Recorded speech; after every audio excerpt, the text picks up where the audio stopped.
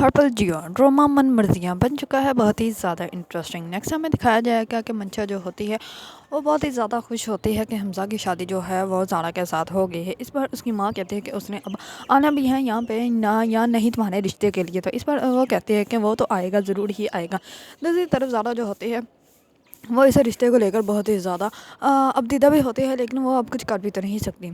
हमज़ा की माँ जो होती है वो हमज़ा को कहती है कि मैंने तो अब उस घर में से किसी को भी लेकर नहीं आना, मैंने तो कह दिया है, अब तुम्हारे ददख्याल में से किसी ना किसी लड़की को लेकर आऊँगी तुम्हारे लिए बहू बनाकर। इस पर वो कहती है कि हमज़ा कहता है कि नहीं, ऐसा कुछ भी नहीं होगा। अगर मंशा के साथ मेरी शादी नहीं हो सकती तो मेरी शादी अगर ज़ारा के साथ हो गई है तो ज़ारा के साथ ही रहेगी। लेकिन जब वो मंशा को मनाने की कोशिश करता है कि मंशा मैं उसको डिवोर्स दे दूँगी, तो इस पर वो उसको बहुत ज़्यादा बातें सुना देती है। इस पर जो होता है हमज़ा वो बहुत ज़्यादा गुस्से में आ जाता है और वहाँ से चला जाता है। ज़ारा जो होती है वो अपने बाप के पास जाती है और जाकर कहती है कि अब जो हो गया सो हो गया, अब तो बहादुर रहना और आपने अपनी दवाइयाँ क्यों नहीं खाई। इस पर वो कहता है कि बेटा अब मेरा दवाइयाँ खाने को दिल नहीं करता, मेडिसिन लेने का दिल नहीं करता, क्योंकि अब इस दिल को सांस लेने की ना ज़रूरत नहीं है। इस पर ज़ारा जो होते हैं वो कहती है कि अब नहीं, आप तो बहादुर रहना और आपको ऐसी बातें नहीं करनी चाहिए। आप को चाहिए कि आप सबको माफ़ कर दें और अपनी मेडिसिन भी टाइम से लिया करें, फिर ये मेडिसिन का जो है वो असर होगा। इस बार उसका बाप उसके सर पे हाथ रख लेता है और मेडिसिन भी खा लेता है। जैसे ज़ारा जो होती है वो बहुत ही ज़्यादा अबदीदा होती है।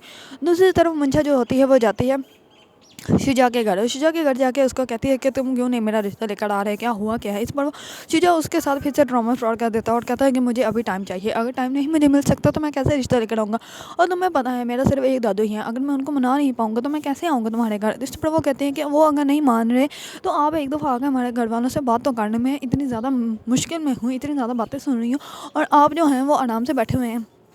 इस बार शुजा जो होता है वो उसको बहुत ज़्यादा बातें सुनाता है। वो कहता है कि तुम मेंटली डिस्टर्ब हो। इस पर वो वहाँ से गिलास पकड़ के नीचे फेंक देती है, जिस पर शुजा को ना बहुत ज़्यादा गुस्सा आ जाता है। इस बार इसमें मंशा कहती है कि तो अगर तुम्हें मुझसे मोहब्बत नहीं है तो मैं मर ही जाती हूँ। इस बार मैं शुजा जो होता है वो कहता है कि हाँ ठीक है, तुम मर ही जाओ।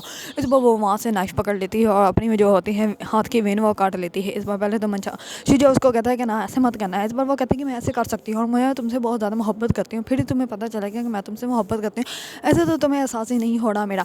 इस पर वो अपनी वेन काट लेती है तो शुजा जो होता है वो जल्दी से उसका हाथ पकड़ता है तो नाइफ पकड़ के नीचे फेंक देता है और वो कहता है कि मैं भी तुमसे मोहब्बत करता हूँ। इस बार मंशा उसको कहती है कि अगर तुम मुझसे मोहब्बत करते हो तो प्रूफ करके दिखाओ, प्रूफ क्यों नहीं कर रहे, क्यों नहीं मेरे घर पे आ रहे हैं, क्यों नहीं मेरे घर वालों से बात कर रहे हैं। इस पर जो होता है शुजा वो बहुत ही ज़्यादा परेशान हो जाता है कि मैं इसका क्या करूँ। इस पर वो उसको जल्दी से पास वाले क्लिनिक में ले जाता है। इस बार डॉक्टर कहता है कि डॉक्टर शुजा ये तो इतना सा तो आप खुद ही हैंडल कर सकते थे। इस पर वो कहता है कि हाँ बस गलती से चोट लग गई। इस पर वो कहता है कि आप डॉक्टरों से कैसे छुपा सकते हैं कि चोट लग गई, मुझे अच्छे से पता है कि ये चोट नहीं लग सकती, कौन सी चोट लग सकती है और कौन सी लगाई जा सकती है, और ये तो लगाई ही है। इस पर शुजा जो होता है वो कहता है कि तुम आप पुलिस वालों की तरह ना करो, तो तुम मेडिसिन दे दो इसको, हम लोग चलते हैं। इसमें मंशा जो होते हैं वो कहते हैं कि डॉक्टर साहब आप मुझसे पूछे ना, मैं आपको बताती हूँ अच्छे से कि क्या हुआ। इस बार शुजा को ऐसे लगता है कि जैसे मंशा उसको सब कुछ बता देगी। इस बार वो कहती है कि मुझसे ना गलती से ही एंटिक पीस जो था ना वो टूट गया था तो वो मुझे लग गया। इस बार जो मंशा होते हैं वो शुजा को बहुत ही ज़्यादा हैरान की नज़रों से देखते हैं। इस बार शुजा जो होता है वो चुप करके वहीं खड़ा रहता है।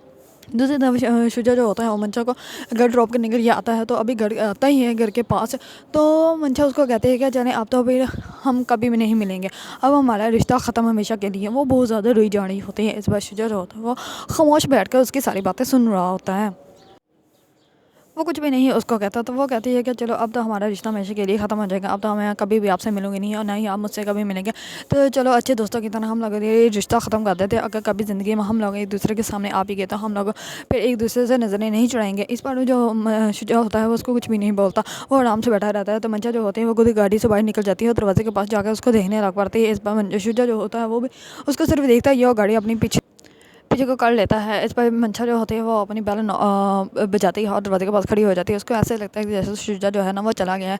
उसकी अम्मी अंदर से कहती है कि आई बाबा आई, दरवाज़ा खोलती है। इस बार उसकी माँ जो होती है वो आकर दरवाज़ा अभी खोलने ही लगती होती है, तो मंशा जो होती है वो अंदर आती है और अंदर आते हैं अपनी माँ के गले लग जाते हैं, बहुत ज़्यादा रोना स्टार्ट कर देती है। इस पर वो कहती है कि बेटा क्या हुआ, क्या चोट लगी है, तो इतना रोई क्यों जा रही हो, चुप करो, मैं दवाई लगा दूँगी तुम्हारा हाथ ठीक हो जाएगा। इस पर मंशा जो होती है वो बहुत ज़्यादा रोती है और कहती है कि हाँ अम्मी मुझे चोट लगी है, और वो बहुत ज़्यादा अबदीदा होती है। उसे ऐसा लगता है कि सब कुछ ख़त्म हो गया, जो मैं चाहती थी वो कभी भी नहीं हो सकता। अगर आप लोगों को ड्रामा मन मर्जियाँ पसंद है और इसके बारे में न्यू न्यू अपडेट जानना चाहते हैं तो मेरे चैनल को लाइक कमेंट एंड सब्सक्राइब करना मत भूलिएगा।